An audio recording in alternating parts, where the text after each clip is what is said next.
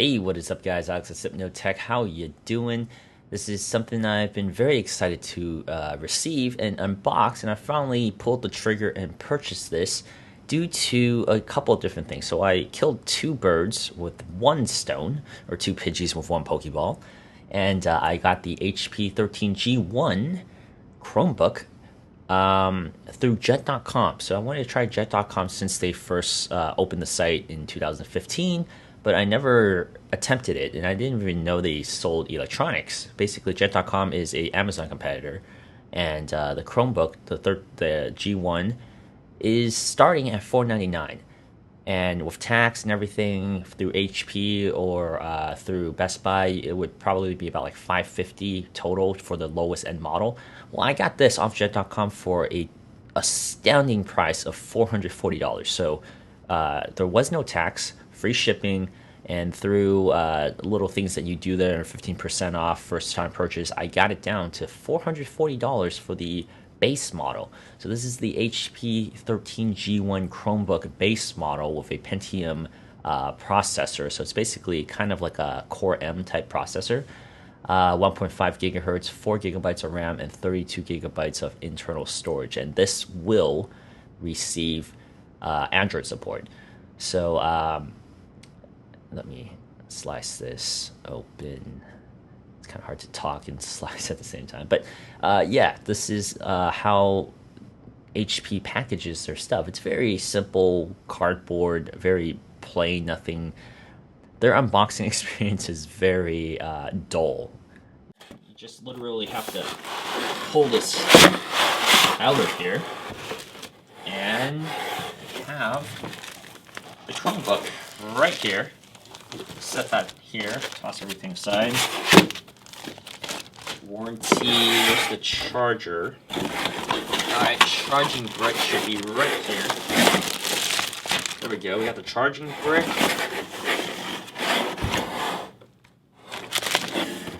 And some HP setup instructions. We don't need that, we're very familiar with Chromebooks.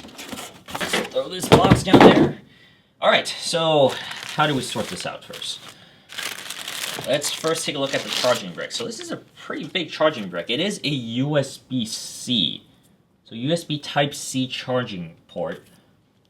That's definitely one thing I really like about this Chromebook that made me jump on this one, because it has USB-C. The previous high-end Pixels were the only ones that had a USB-C port. We don't need that, we don't need that, we just have the Chromebook here. Alright, so I guess let's pull it out. There's not much, like I said, HP unboxing, there's not much here, just like with Dell, it's just a plain cardboard box. This is a Intel Pentium processor, so it's basically in the same family as the Core M line, so it's a little beneath the Intel Core M series. It does not pass the one finger test, unfortunately. You gotta hold it down. It is a pretty light Chromebook though. But as I was saying, the great thing about this Chromebook is the screen. This is a 13-inch Quad HD screen. This is actually a very, very nice screen. I mean, when we power it on, we'll get a look at it. But it is definitely one of the selling points for this particular Chromebook. And we are also looking at Bang & Olufsen speakers here. So in terms of Chromebook speaker quality, this is supposed to be really good. I'm very excited to take a look at not only the screen, but also listen to the audio on this. We have the Chrome branding here, and the HP logo right there. This is the old HP logo, not even the new one. So I'm kind of curious why they didn't put the new logo on there, like they do on the Spectre. Alright, I kind of like the brush aluminium here. It's very solid, and it's not too heavy.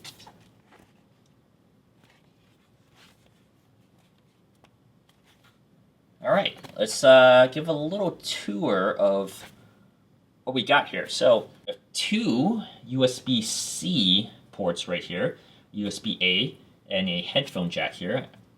Very Samsung does this with the Notebook 9s. They have a little bigger tab here and make the body thinner here, where they have the ports on one side and the back to keep it even.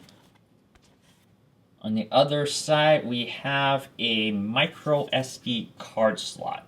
So it has a micro SD card slot, nothing on the bottom, nothing on the back. It has a nice binding here to... Yeah, this is really nice. It's very reminiscent of the Chromebook Pixel, which, well, I mean, if you're a Chromebook user, you know that's the best Chromebook you can possibly buy. And so this one definitely has the design language of that. All right, let's boot this thing on. I'm sure everybody is waiting for that to happen. All right, we skipped ahead past all the setup stuff. Very simple. You just enter your Google account, your password, and it automatically uploads everything you had on your previous Chromebook. So as you can see, this is the exact same stuff, all the apps, the wallpaper even, from my Google Chromebook Pixel. So that's one thing I really love about Chrome OS. It's so simple to set up. You just log in, it boots up so fast and instantly, and it wakes from sleep very quickly. It's really the best way to get on the web. That's why I really love using this device as my go-to to go onto the internet. But as you can see, very simplistic. If you didn't know better, you can basically mistake this for a Windows device. It looks like a very nicely built HP laptop, and that's definitely one thing I really like about this computer. It's a high-end Chromebook, which there is definitely a desire for by Chromebook users. Hardcore Chromebook users really want good Chromebooks. And this one has a awesome screen. So this is a 13.3-inch Quad HD screen. It's 3200 by 1800 pixels. Very compact design too. If you look at this, this is really, it's just a nice looking computer. And as you can see there, it boots up really quickly from sleep to wake, and the Wi-Fi loads up and boom, you're back online. And this screen is definitely one of the nicest things about any Chromebook in general. If you want a really nice screen, I would say initial impressions after booting this up for like 5 minutes and playing through it, the screen quality is on par, if not better, than the Google Chromebook Pixel 2 or the Pixel 1. They're about the same screen. But this one is the same quality, if not better. And I would say it's on par with my MacBook, my 12-inch MacBook, from just from initial appearances, from looking at it with the same wallpaper as the one I had on my MacBook. It looks great. The trackpad, however, from initial impressions, 5 minutes playing with it, I need some time to adjust because it is a little smaller than the Chromebook Pixel, and I've noticed that there's no physical click. If you want a physical click, you have to click on the very bottom. You can't do it on anywhere on the trackpad. And it is a little smaller trackpad, once again, compared to other trackpads I've used recently, including the MacBooks and also the Chromebook Pixels. But yeah, if you take a look at this, this is still a really nice design, and it is very reminiscent of the Chromebook Pixel to me. And it feels pretty solid build. I would just say it's a little more flimsy than what I'm used to with the Chromebook Pixel, but the Chromebook Pixel was very sturdy and very thick. This is way thinner. This is like the really thin stepbrother that the fat Chromebook Pixel had. And yeah, that was a bad analogy, but but yeah, you get the point. This is much thinner. But yeah, it just feels nice. It feels nice and solid. The hinge is a little stiff, though. I think maybe with more use, it'll loosen up, but it is a little stiff of a hinge. But yeah, this is a very beautiful Chromebook, and I'm definitely very excited to take a look at this on my full review. Once again, my name is Alex from SipNoTech. Thank you guys so much for tuning in. Be sure to subscribe, like the video, and comment about what you would like me to test out on the HP Chromebook, and I will be back with the review very soon. Peace. I'm going to unbox it right now, and I'm going to do a full review on it later. But let's get started with opening this thing up.